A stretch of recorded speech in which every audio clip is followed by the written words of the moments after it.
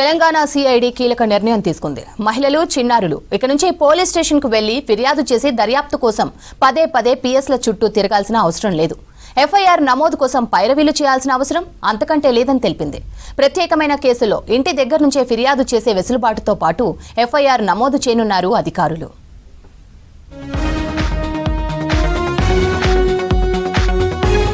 తొలిసారి పౌర కేంద్రిత పోలీసింగ్ నిర్వహించనున్నారు తెలంగాణ పోలీసులు. కేసుల విషయంలో పోలీస్ స్టేషన్కు వెళ్లి ఫిర్యాదు చేయడం ఒకెత్తైతే దానిని ఎఫ్ఐఆర్ చేసి దర్యాప్తు చేయడం మరో టాస్క్. చాలా వరకు కేసులు ఎఫ్ఐఆర్ నమోదు కాకపోవడంతో నేరాలు జరుగుతున్నా అవి పోలీస్ లెక్కల్లో ఉండడం లేదు. ఎఫ్ఐఆర్ నమోదు కాకపోతే నేరస్తుల డేటా కూడా పోలీసుల దగ్గర ఉండదు. ఇక చాలా మంది బాధితులు పోలీస్ స్టేషన్కు వెళ్లి జరిగిన విషయంపై ఫిర్యాదు చేయాలంటే సంకోచిస్తారు. పరువు పోతుందనే కారణంతో పిఎస్ మెట్లు ఎక్కడానికి ఇష్టపడరు. సామాజికంగా తమపై ప్రభావం పడుతుందనేది ఒక కారణమైతే ఆర్థిక భారం కూడా మరో కారణంగా పోలీస్ స్టేషన్కు వెళ్లి ఫిర్యాదు చేయడం లేదు.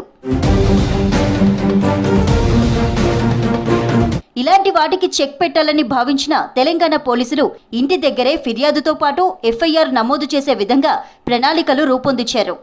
బాధితులు పోలీసులకు కాల్ చేస్తే చాలు, ఇంటికి వచ్చి ఫిర్యాదు స్వీకరించడంతో పాటు అక్కడే ఎఫ్ఐఆర్ నమోదు చేసి బాధితులకు ఇస్తారు.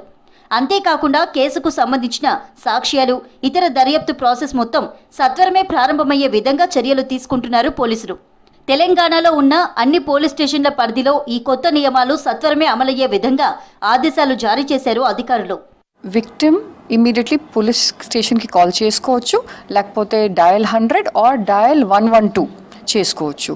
అండ్ దెన్ పోలీస్ వాళ్ళ ఇంటికి వెళ్ళి వాళ్ళ దగ్గర నుంచి కంప్లైంట్ తీసుకుంటారు. కంప్లైంట్ తీసుకొని పోలీస్ స్టేషన్ వెళ్ళి అది ఎఫ్ఐఆర్లో కన్వర్ట్ అవుతుంది. అండ్ దెన్ ఆన్లైన్ కానీ వాట్సాప్లో కానీ హార్డ్ కాపీ అవసరం ఉంటే విక్టిమ్కి, దెన్ హార్డ్ కాపీలో ఒక 2 days, హోప్ఫుల్లీ 2 to 3 daysలో ఎఫ్ఐఆర్ వాళ్ళకి ఇష్యూ చేయడం జరుగుతుంది.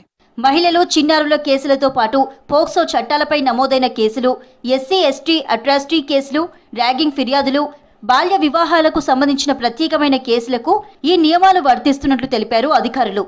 బాధితుల మానసిక ఒత్తిడికి చెక్ పెట్టే విధంగా ఇంటి దగ్గరే ఎఫ్ఐఆర్ ఆలోచన చేసినట్లు తెలిపారు. బాధితులు సమస్య తమ దగ్గరకు తెచ్చినప్పుడు తమ పరిధి కాదని ఏ పోలీస్ అధికారి కూడా అనవద్దని, ఎఫ్ఐఆర్ చేయాలని, ఒకవేళ అలా చేయకపోతే సంబంధిత పోలీస్ అధికారిపై చర్యలు తీసుకుంటామని అంటున్నారు అధికారులు. బ్రాడ్ కేటగిరీస్ నేరాలు పైన మనం నిర్ణయం తీసుకున్నాం ఇక్కడ. అండ్ పరిస్థితిని బట్టి ఇంకా వేరే నేరాలు కూడా ఈ కేటగిరీస్లో మనం ఇన్క్లూడ్ చేయాలని అనుకుంటే ఒక 2-3 months తర్వాత ఇది ఈ ప్రొసీజర్ స్ట్రీమ్ లైన్ అయిపోయిన తర్వాత ఆ నేరాలని కూడా దీంట్లో తీసుకొస్తాము. ఈ బ్రాడ్ 7 కేటగిరీస్ ఉన్నాయి. ప్రాపర్టీ ఒఫెన్సెస్, దాంట్లో theft, extortion, snatching, chain snatching, HB by day, HB by night, dacoity, robbery. మనం బాడీ ఒఫెన్సెస్ గురించి ఆలోచించుకుంటే అది హర్ట్ ఉండొచ్చు, గ్రీవియస్ హర్ట్, కొట్టడము, అటెంప్ట్ టు మర్డర్ ఉండొచ్చు. Offences against women and children వేరే వేరే రకంగా ఒఫెన్సెస్ ఉంటాయి. ప్రత్యేకంగా POCSO, and then ragging and child marriage. So ఈ 7 బ్రాడ్ కేటగిరీస్ ఇప్పుడు వరకు డిసైడ్ చేశాము. ముఖ్యంగా మహిళలు, చిన్నారులు ఈ అవకాశాన్ని వినియోగించుకోవాలని సూచిస్తున్నారు పోలీసులు. మోసపోతే పిఎస్కు వెళ్లకుండా కేసు నమోదు చేయవచ్చనే విషయాన్ని గుర్తుంచుకోవాలని చెబుతున్నారు.